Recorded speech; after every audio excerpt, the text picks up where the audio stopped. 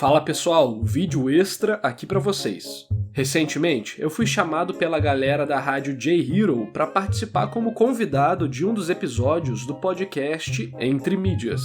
Lá eu fui muito bem recebido pelo Nash e pelo Thiago. Então, convido vocês a escutarem esse podcast. Conversamos sobre mangá, anime, jogos e muito mais. O link pro podcast vai estar na descrição e no comentário fixado. Nesse vídeo eu vou deixar rolando uma parte do podcast que ficou exclusiva para vocês aqui do canal. Nessa parte eu falo um pouco da minha trajetória com a leitura e mangás nacionais. Às vezes o meu áudio dá uma pequena cortada, mas eu espero que vocês gostem. Então, bora lá! E, Nado, só uma última pergunta. Um dos seus vídeos mais famosos é o seu vídeo sobre o Dudão, né? Dudão que inclusive, né, muitos dirão que é mentira, mas que foi uma das inspirações de Frank Miller para fazer Holy Terror, né? Foi uma das inspirações claras aí do Frank Miller. Muito invejosos dirão que é invenção na minha cabeça, né? Mas o tempo vai dizer quem tá certo. Mas, cara, você costuma ler bastante, mencionou que leu as crônicas de Nárnia e tudo, mas assim, e de autores brasileiros? Eu falo isso, cara, porque eu gosto muito de livros de fantasia, não só livros de fantasia, mas livros brasileiros em geral.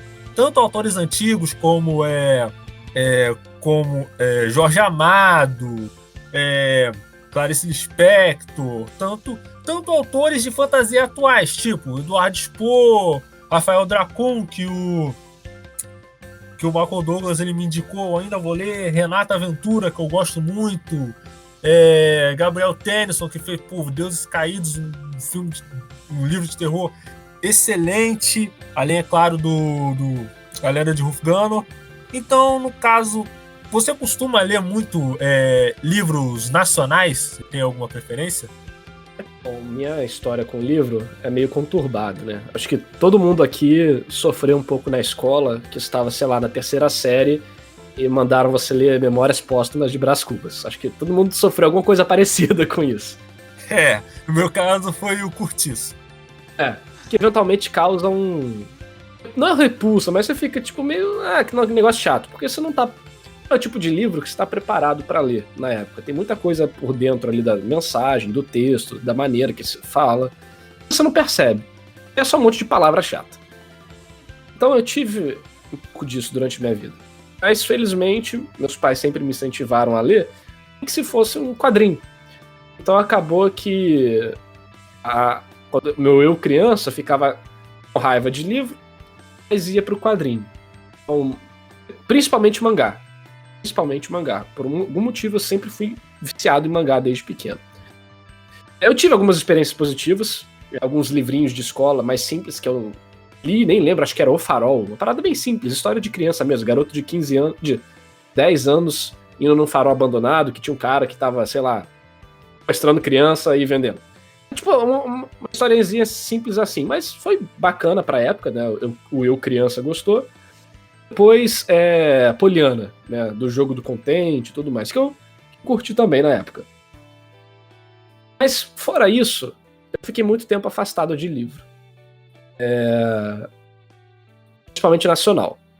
Volta e meia, né, por causa dos meus gostos de fantasia e tal, eu começava a ler alguma coisa interessante, nacional. E só lá pra 2010... que eu vou dizer que tomei o gosto pela leitura, que foi mais ou menos a época que eu comecei a estudar narrativa. Que eu entendi o mangá, né, vamos dizer assim, né, o mangá me fez abrir a mente sobre, isso aqui é legal, tem uma técnica por trás. Eu pensei, o que vem antes de tudo? O roteiro. E o livro é basicamente um roteiro escrito de maneira para ser consumida, né, e não de maneira técnica, uma maneira floreada para ser um entretenimento. Eu pensei, cara, o livro... Por que livro existe até hoje? O livro existe até hoje porque, beleza, é uma mídia diferente, mas também eu cheguei a essa conclusão, talvez outras pessoas não concordem, que um pedaço de entretenimento, de mídia, de história, de escrita, que uma pessoa só pode fazer. Você não precisa de equipe, não precisa de desenho, não precisa de som, você não precisa de nada. Só precisa de você, a caneta. Então eu fiquei, cara, sensacional. Eu comecei a dar um valor pela meta narrativa da parada, vamos dizer assim. Aí eu comecei, eu já tinha lido a Crônica de Nárnia, e aí eu fui ler as Crônicas de Gelo e Fogo, e eu falei, pô, bacana. Quando eu ia começar a ler umas paradas mais nacionais, eu entrei em contato com a Ação Magazine, que é um projeto lá de 2010, 2011, 2012, nessa época de tempo, de criar uma Shonen Jump brasileira, vamos dizer assim. O povo apelidou carinhosamente disso. Pra mim, era um elogio, mas pros caras deve ser tipo uma puta responsabilidade, né? Maior peso no ombro, tipo, caramba. Tudo que a gente fizer vai ser comparado com eles, mas beleza. E eles tinham a proposta de pegar autores nacionais de mangá, quadrinhos no estilo oriental, que eu chamo de mangá, né? Tem gente que fica, não é mangá porque não foi feito de... Cara, eu não ligo pra isso, porque já se transcendeu, né? Já virou um estilo de mídia, um estilo de se contar a história com todos os clichês, estilos, desenho, enfim. Então é pegar autores brasileiros que faziam mangá e começar a publicar uma revista mensal, quinzenal, enfim. Aí eu comecei, ao invés de ir pro lado dos livros brasileiros, eu comecei a ir pro underground dos quadrinhos brasileiros. Eu conheci muita gente lá e conheci muitas histórias que eu tenho hoje em dia compradas aqui na minha prateleira. Então eu acabei não lendo livros nacionais, eu acabei lendo muitos quadrinhos, mangá nacionais. E eu vou até fazer um vídeo sobre isso. É um vídeo que eu tenho muita vontade de fazer, onde eu vou fazer toda a minha retrospectiva dos últimos 10 anos, que foi exatamente em 2010 que eu comecei a fazer isso, né? E ver como é que foi a minha experiência com os mangás brasileiros. Como tem coisa boa que ninguém sabe, cara.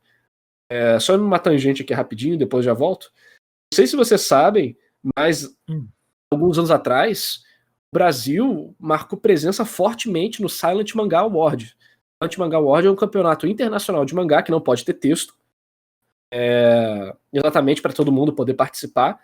Ele é feito só pelo ex-editor-chefe da Jump, pelo autor de Hokuto no Ken e por um monte de cachorro grande. É só gente grande que faz essa parada. Revelar talentos internacionais. Cara, vamos dizer que são 10 categorias para se vencer. O Brasil ganhou 8. Das outras 20 menções honrosas, o Brasil ganhou 10. Cara, tipo, foi absurdo. Isso não só se repetiu um ano, foram 2 anos assim, e nos outros anos o Brasil só ia crescendo, crescendo, crescendo. E, cara, tem muita coisa boa, tem muito autor bom. Eu quero fazer um vídeo sobre isso. Eu já entrei em contato com alguns autores. Eu quero pegar, obviamente, permissão deles de usar, comentar com eles e fazer esse vídeo tanto para espalhar para outro nicho que ainda não conhece meu canal, quanto para apresentar esses trabalhos que são vendidos hoje em dia. A gente tem mangá nacional que é vendido de tantos em tantos meses, tipo edições, histórias que assim não estão devendo nada para histórias do Japão, melhores do que muitas até, diga-se de passagem. E outras que já foram completadas. Tem um círculo de história bonitinho. Tu vai lendo, shonen meio estranhozinho aqui e tal, mas você entra pela briga, mas tu fica porque a história é muito emocionante. Então é muito legal mesmo esse nicho brasileiro. E agora voltando para minha história com livros, por isso que eu acabei não lendo livro. Eu comecei a me envolver tanto com a comunidade de mangá brasileiro, eu postava lá na comunidade da Ação Magazine, eu conversava com a galera, teve concurso para mandar história. E aí eu comecei a ficar mais nessa área, e por causa disso, eu ainda não era um leitor de mangá, em verdade, assim, vamos dizer, porque aquele negócio, tipo, não tem muito tempo, meio que eu prefiro, vou ver um anime. Só que a partir desse momento eu comecei a me interessar muito por essa maneira mais pessoal de se fazer história. Aí daí eu comecei a ler muito mangá, comecei a consumir muito, e meio que tô nisso até hoje. Depois disso eu comecei a pegar um gosto a mais pela leitura, conforme eu fui aprendendo ela, tanto na parte técnica quanto na parte do aproveitar, né? E começar a ler livros técnicos com muito mais vontade e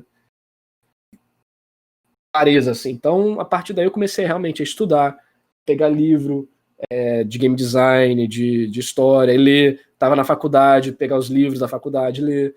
Pegar livro de filosofia, que eu gostei muito, ler, por exemplo, A República, de Platão. Aí vai. Aí eu comecei a pegar o gosto. Mas eu nunca tive a oportunidade ainda de entrar no mercado nacional de histórias fictícias, de romances. E não que eu não goste. Na verdade, eu gosto. Por exemplo, Cortiço. Eu gosto muito de Cortiço. Por algum motivo me pegou. Eu adorei a história. Isso mais jovem ainda até, lá nos meus 16 anos, sei lá. Então, eu sei que tem coisa brasileira boa, porém eu não li. Até uma prioridade minha que eu nunca dei a devida atenção, né? Tipo, sempre botei outras coisas na frente. Mas que eu, assim, eu não excluo. Só, infelizmente, não tenho todo o tempo que eu gostaria de ter pra curtir essas paradas. Mas eu já tirei Light Novel da minha lista, basicamente. Então acho que eu vou botar livro brasileiro de fantasia no lugar. Eu fiquei meio decepcionado quando eu fui ler as Light Novels. Falei, não acredito que isso aqui virou um anime. Não acredito. Acontece. Eu vou mandar minha história. Vou escrever minha história e vou mandar e falar, transforma em anime essa porra aí. Aqui não é possível, cara. O negócio é meio bizarro pra mim. Tem umas que são ok. Tô lendo a de Bleach agora, Can't Fear Your Own World, tô gostando. É bem escrita. Teve outras, cara, que eu falei, não, isso aqui... Que você vai no Wattpad, vai nas fanfics da galera que tá começando agora, isso aqui é... As fanfics estão melhores. Cara. Eita. E chegamos ao fim do Extra. Para escutar todo o resto, só clicar no link na descrição e no comentário fixado. Muito obrigado por assistir e até o próximo vídeo.